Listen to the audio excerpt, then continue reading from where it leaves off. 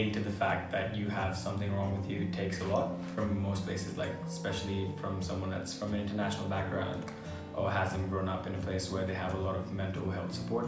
They would think of it as disease or some sort of disability. I think people don't openly talk about their mental health issues because they don't think people are going to listen, and they think people might just go, oh, you've got issues, they're not my issues. Yeah, I think it's kind of a private issue. Some people just don't want to discuss about that. Feels strange to talk about your feelings. I think it's because most people feel like they can't talk about them. There is a stigma around it. People don't want to come across as negative or complaining or down all the time. I think mental health is something that people don't like to admit that, there might be something wrong. I think everyone portrays this version of themselves in which everything's perfect, all facets of their life are going well. And I think it really takes a lot of vulnerability for someone to admit that something isn't quite right. A lot of people most of the time don't understand or know how to voice what's actually going on with them, or they won't be able to put their finger on why they're actually feeling a certain way, and therefore trying to talk about it openly, it's quite difficult because you don't even know how to word it in the first place. There is still a stigma associated with, for me as a young male, being able to open up and talk about really sensitive topics with other males, and I suppose there's still that small doubt that you might be laughed at or not taken seriously. I think there's a fear of judgment and a fear of not living up to this standard of happiness and these unrealistic expectations. That people may look down on you if you tell one another that you have a depression, you have an anxiety. As in Cambodia alone, people think that you're crazy if you have depressions. People judge you that you're crazy, not you're having depressions. I think one of the major challenges is to engage in college life while create a comfortable space for myself, and also maintain a good connection to things outside of college as well. It's not like FOMO, but fear of having to go to everything or be involved in everything. And that was something I really battled with in first and second year, was that I felt that I kind of had to be the man and had to be doing everything I could. And I sacrificed a lot of other interests in my life to do everything I could at college. And when you're not on your best game, it might feel like it's more noticeable, even if it's not. And constantly having to feel like you have to be up, and when you live with people, kind of putting on a bit of a facade if you're not feeling 100%. One of the main things I've found is just accepting that I'm different from everyone else, and accepting my drawbacks, my weaknesses and vulnerabilities as what they are. And comparing myself to a lot of people is something which I've really struggled with. The perception that you always have to be on, you always have to feel as though you're always smiling, you're always friendly, even when you just go to lunch, and that sometimes you don't feel as though it's okay to just close the door of your room and just sit there by yourself or whatever, when that actually is okay. Another big challenge I face at college is where you're surrounded by some of the most talented people you ever meet in your life. And then you've got someone like me who's just a country bumpkin from Victoria. He's got no idea what he's doing. I didn't even know the drinking water was drinkable here. I thought it was all bore water. So you've got these sort of gaps between people and backgrounds, which is good for culture and stuff. But what it means is you've got people who feel inadequate. That's what I'm looking for.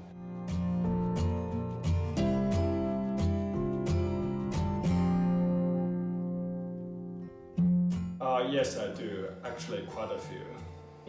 Yeah, of course. It's incredibly common with young people, and in a high pressure environment like college with university and sport and that sort of thing, it is very, very common for people to experience it.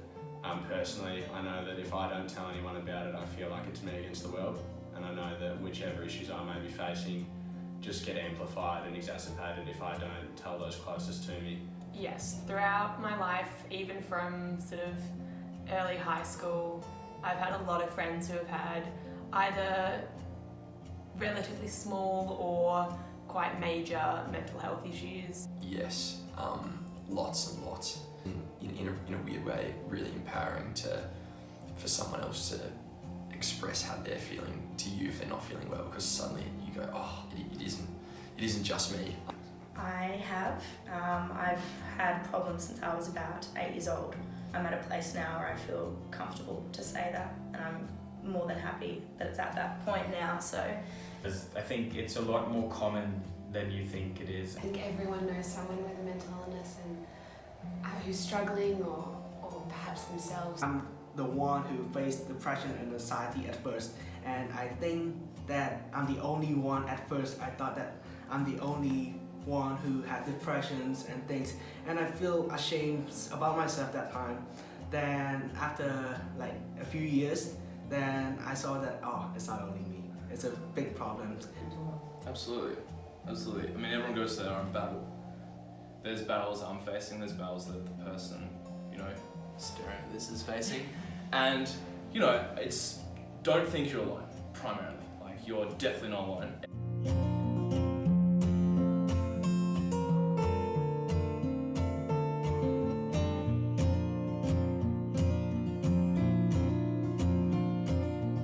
Self-care is very important. I think people forget, as uni students and as college students, we forget that we also have a responsibility to ourselves. I think looking after yourself is the most important thing. They always say, like, on a plane, put your oxygen mask on before you put on somebody else's.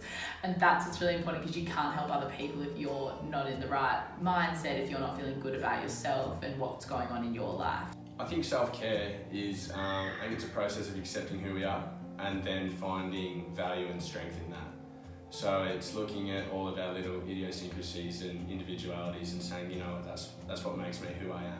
it's obviously about looking after yourself and eating properly and not overworking. The biggest part of self-care for me is self-awareness and keeping track of how you're feeling and not just getting kind of swept along in life. I think self-care is about being able to stop and pause and reflect on how you are feeling. I think self-care is so important. There's so many different things that you can do. To my understanding, self-care is basically to do something good for yourself.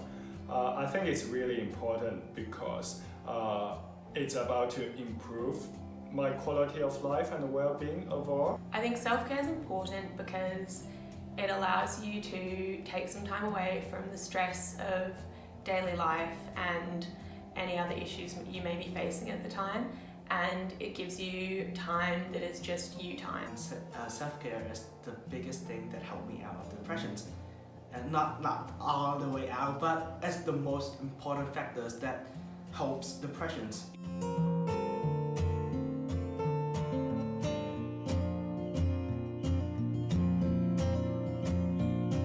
The rule of thumb is talking to someone I feel comfortable, I feel I'm able to trust.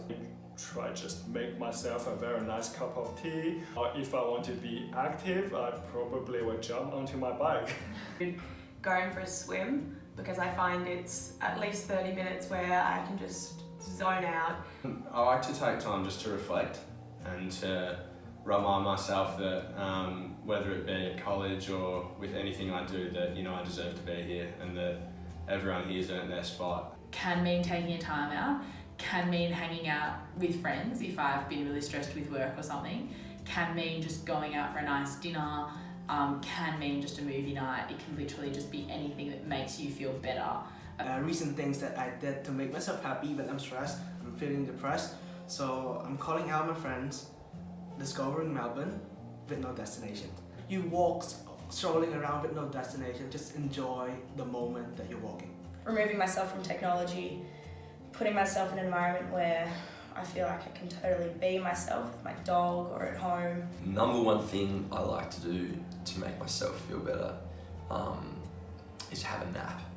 I'm a big advocate for when things are too much, just pack up and have a sleep, and almost every time things feel a little bit better after a good rest. I love to paint, I love to exercise. I teach dance once a week, and that's kind of my escape from everything, and that's my idea of self-care. And I listen to a lot of music, and I write poetry. I love sport. I really enjoy. I'm studying at uni now, And it's like finding those things you really like doing, even if it's just like, you know, playing FIFA with your mates.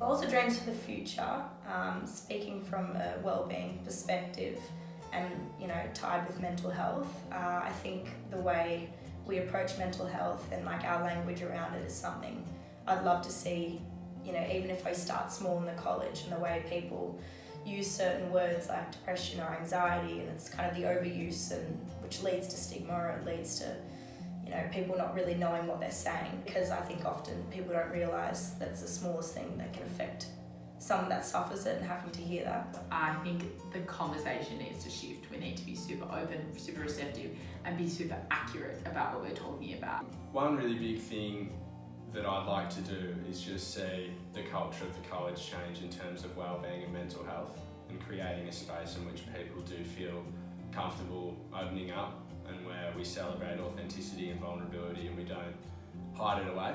Yeah, I want to see people's smiles more often than today.